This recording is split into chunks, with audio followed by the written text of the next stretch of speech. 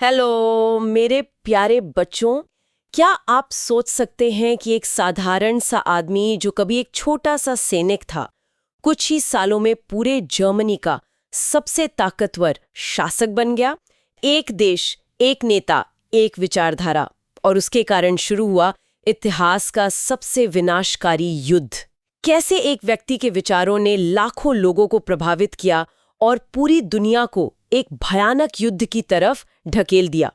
बच्चों, क्या आपने कभी सोचा है कि नफरत और कट्टर विचारधारा कितनी खतरनाक हो सकती है?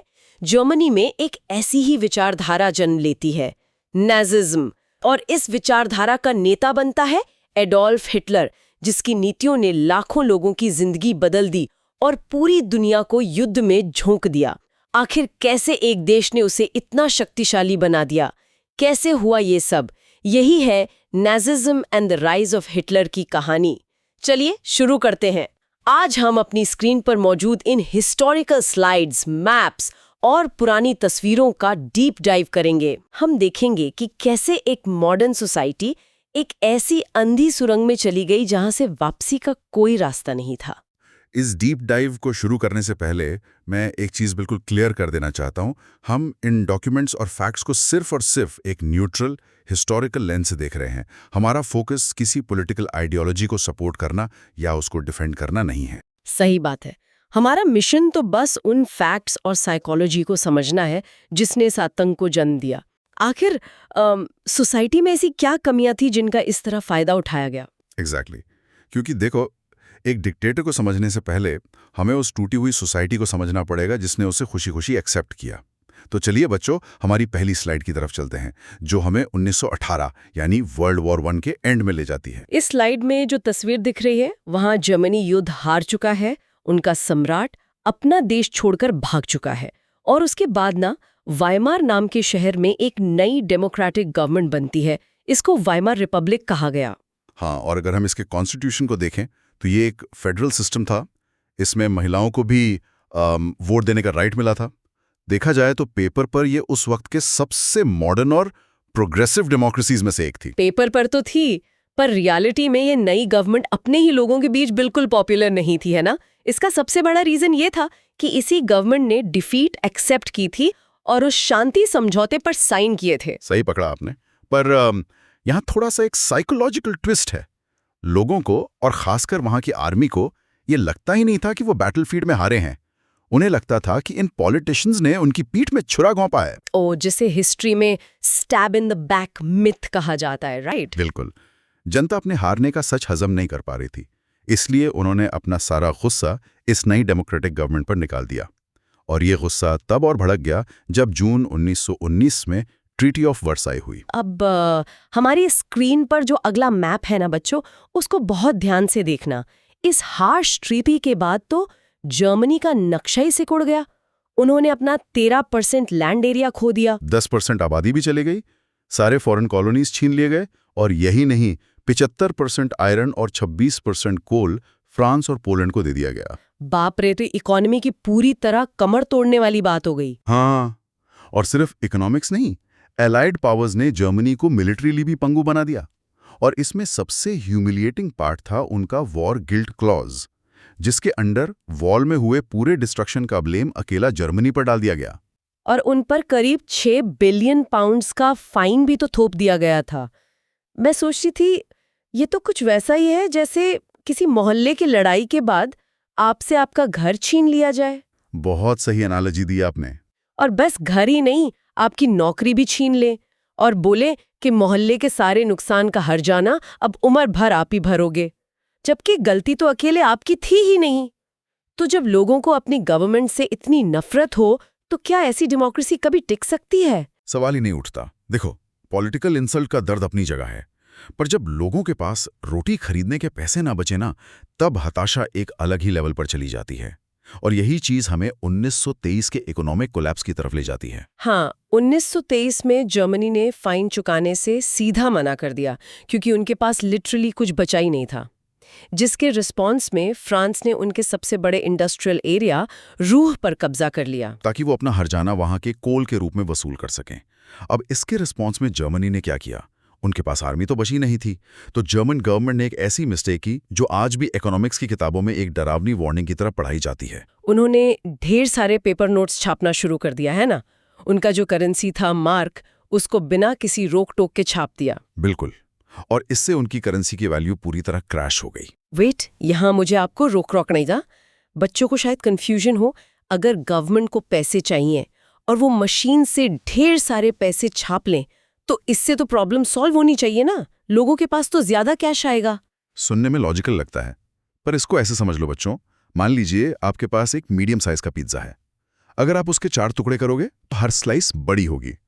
पर अगर उसी पिज्जा को अब 40 लाख टुकड़ों में काट दो ताकि ज्यादा लोगों को मिल सके, तो हर स्लाइस की वैल्यू प्रैक्टिकली 0 हो जाएगी।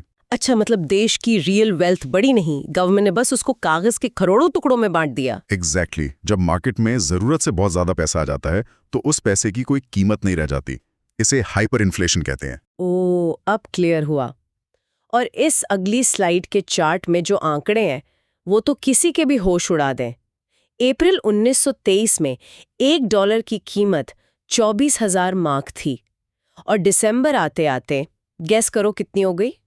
9,88,00,000 मार्क। सही पढ़ा आपने। और इस स्लाइड में जो पुरानी तस्वीरें हैं उन्हें देखिए। लोग सिर्फ एक ब्रेड का टुकड़ा खरीदने के लिए नोट से भरी गाड़ियां और थैले भरकर ले जा रहे हैं। बच्चे पैसे की गड्डियों से खिलौनों की तरह खेल रहे हैं, क्योंकि उन कागजों की अब कोई वैल्यू ही नहीं थी। जी। लोगों की पूरी लाइफ की सेविंग्स कुछ ही दिनों में रद्दी बन गई थी। हालांकि बाद में अमेरिका ने दास प्लान के जरिए इंटरफेयर किया और उन्हें थोड़े लोन्स दिए, जिससे उन्हें थोड़ी देर के लिए सांस आई। पर ये कोई परमानेंट सोल्यूशन तो नहीं था। बिल्कुल नहीं। अगर हम इसको ब्रॉडर कॉन्टेक्स्ट में देखें तो ये सिर्फ एक इकोनॉमिक संकट नहीं था, ये एक साइकोलॉजिकल कोलैप्स था। जब लोगों को लगता है कि सिस्टम कंप्लीटली फेल हो गया है, उनके देश की कोई इज्जत नहीं बची, तो सोसाइटी में एक डर और इनसिक्योरिटी बैठ जाती है। और डर से भरी सोसाइटी हमेशा एक ऐसे नेता की तलाश करती है जो उन्हें आसान रास्ता दिखाए। और यहीं से हमारी अगली स्लाइड में एंट्री होती है एडोल्फ हिटलर की। 1889 में पैदा हुए हिटलर ने वर्ल्ड वॉर 1 लड़ा था। और वो जर्मनी की हार और उस ट्रीटी से बहुत खफा था।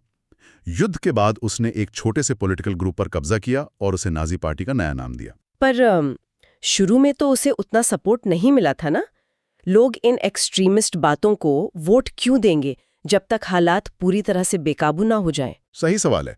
और हालात बेकाबू हुए 1929 में, जब ग्रेट डिप्रेशन आया। अमेरिका ने जो लोन्स दिए थे डॉस प्लान में, वो सब वापस मांग लिए गए।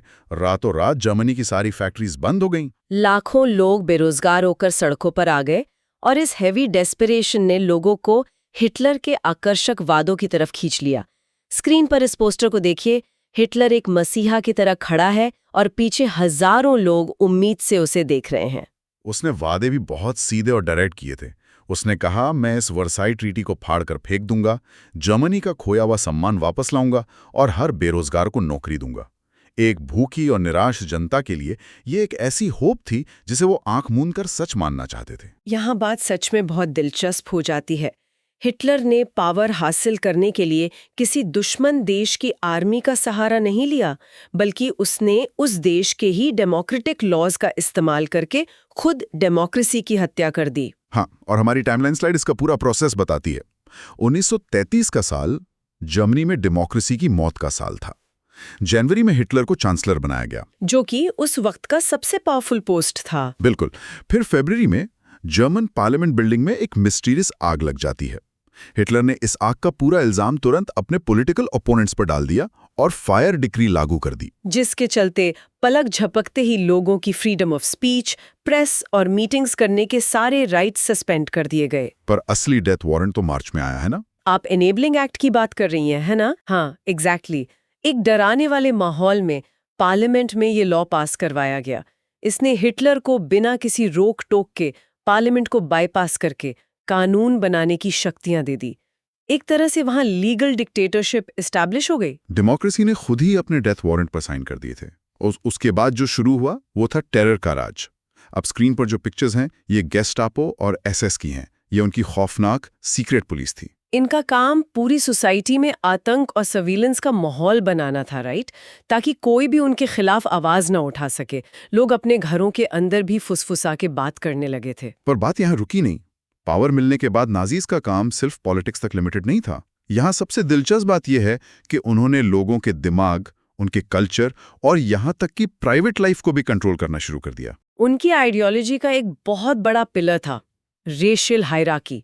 उन्होंने ना चार्ल्स डार्विन की थियरी ऑफ एवोल्यूशन को बड़े चालाकी से ट्विस्ट किया और इंसानों पर अप्लाई कर दिया। डार्विन ने तो एनिमल्स की बात की थी, पर इन्होंने ये सेट कर दिया कि ब्लू आइज और ब्लॉन्ड हेयर वाले नॉर्डिक आर्यंस सबसे सुप्रीम रेस हैं। उन्हें मास्टर रेस घोषित कर दिया गया। और इस हायरार्की में सबसे नीचे रखा गया ज्यूज यानी यहूदियों को। उन्हें एंटी रेस बुलाकर जर्मनी की हर परेशानी की जड़ बता दिया गया। और यहीं से एक और पॉलिसी निकलती है, लेबन्सरोम यानी लिविंग स्पेस। हाँ, हिटलर का मानना था कि उनकी इस मास्टर रेस को एक्सपैंड करने के लिए और लैंड चाहिए। इसलिए उसने दूसरे देशों पर हमला करके वहां आर्यनों को बसाने की प्लानिंग की। ये आगे आने वाले वॉर का एक क्लियर ब्लूप्रिंट था। पर एक नई सोच पूरी तरह तब लागू होती है जब आप बच्चों को टारगेट करते हैं। इस स्लाइड में एक स्कूल क्लासरूम की तस्वीर है। स्कूल्स को पूरी तरह से क्लीन किया गया, सारे जूइश टीचर्स और स्टूडेंट्स को निकाल दिया गया। किताबों को पूरी तरह रीराइट किया गया।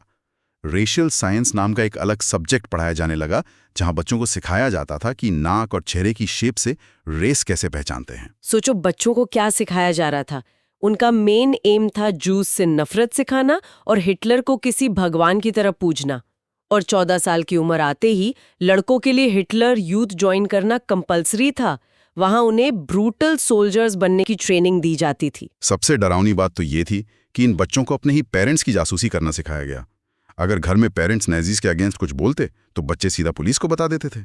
ये सच में रोंगटे खड़े कर देने वाली बात है। और अगर लड़कों को सोल्जर बनाया जा रहा था तो लड़कियों के लिए क्या रोल थे? उनके लिए सोसाइटी ने कल्ट ऑफ मदरहुड का कॉन्सेप्ट बनाया था। जेंडर इक्वालिटी जैसा कुछ नहीं था। औरतों का एक ही मेन काम था, प्योर ब्लड वाले आर्यन बच्चों को पैदा करना।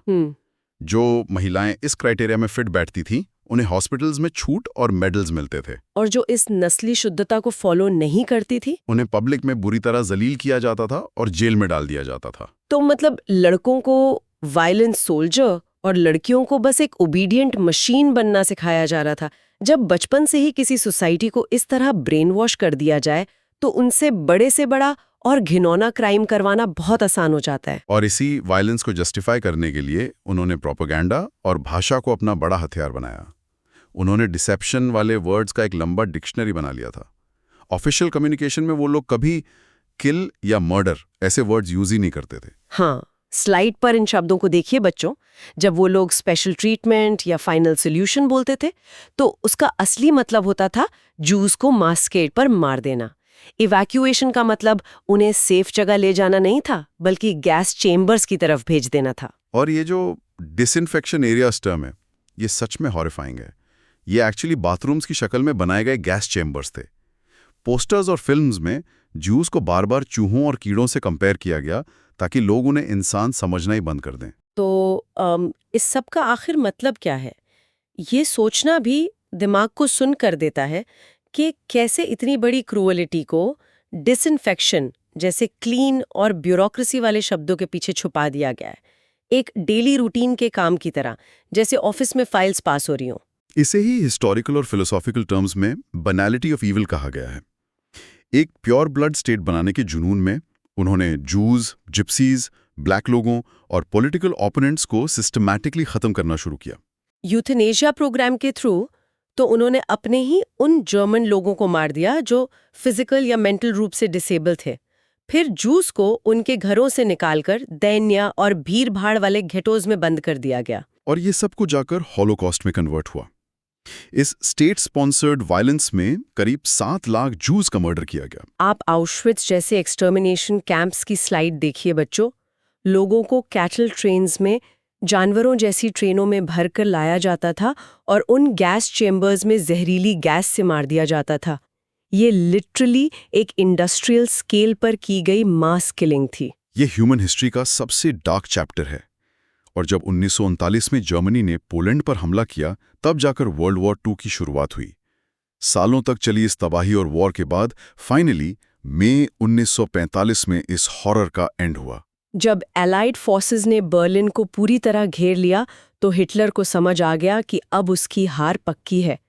पकड़े जाने और सजा के डर से उसने और उसके टॉप ऑफिसर्स ने बंकर में सुसाइड कर लिया, जिसके बाद जर्मनी को सरेंडर करना पड़ा। युद्ध खत्म होने के बाद दुनिया को इस तबाही की असली सच्चाई पता चली। हमारी आखिरी स्लाइड न्यूरमबर्ग ट्राइब्यूनल की है। इस इंटरनेशनल कोर्ट में जो बचे हुए नाज़ी लीडर्स थे, उन पर क्राइम्स अगेंस्ट पीस और क्राइम्स अगेंस्ट ह्यूमैनिटी के हेवी चार्जेस लगाए गए और उन्हें कड़ी सजा दी गई। पता है, जब नाजीज को लगने लगा था ना कि वो वॉर हार रहे हैं, तो उन्होंने एविडेंस मिटाने के लिए सारे डॉक्यूमेंट्स जलाने की कोशिश की थी। पर घेट्टोज और कैंप्स में रहने वाले लोगों ने बहुत हिम्मत दिखाकर अपनी डायरीज, नोट्स और पुराने डॉक्यूमेंट्स छुपा कर रखे थे। जिससे एक बहुत बड़ा सवाल खड़ा होता है, हमारे लिए इन पुराने एविडेंसेस और डायरीज को संभाल कर रखना क्यों जरूरी है? क्योंकि ये सिर्फ हिस्ट्री के पन्ने नहीं हैं, ये हमें बार बार वार्निंग देते हैं कि जब जुल्म हो रहा हो तो एक सोसाइटी का बस चुपचाप देखते रहना कितना डेंजरस हो सकता है। बिल्कुल सही। तो अगर हम इस पूरी डिस्कशन का एक सार निकालें बच्चों, तो एक क्लियर पिक्चर बनती है।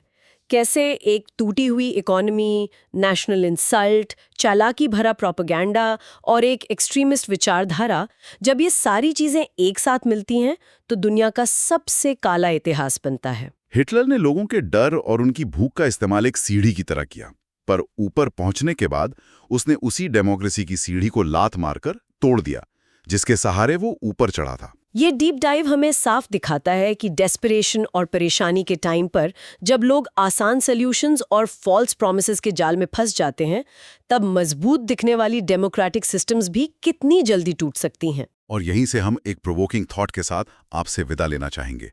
क्या आज की ये मॉडर्न सोसाइटी सच में इस तरह की तानाशाही से सेफ हैं? सोचिए, अगर आजकल कोई बड़ा ग्लोबल क्राइसिस आ जाए और कोई कैरिज्मेटिक नेता आकर सारी प्रॉब्लम्स का ब्लेम किसी एक छोटे से ग्रुप पर डाल दे, तो क्या आज भी सोसाइटी का ब्रेन वॉश किया जा सकता है? क्या हम उस मैनिपुलेशन और नफरत को पहचान पाएंगे या हम भी उसी भीड़ का हिस्सा बन जाएंगे?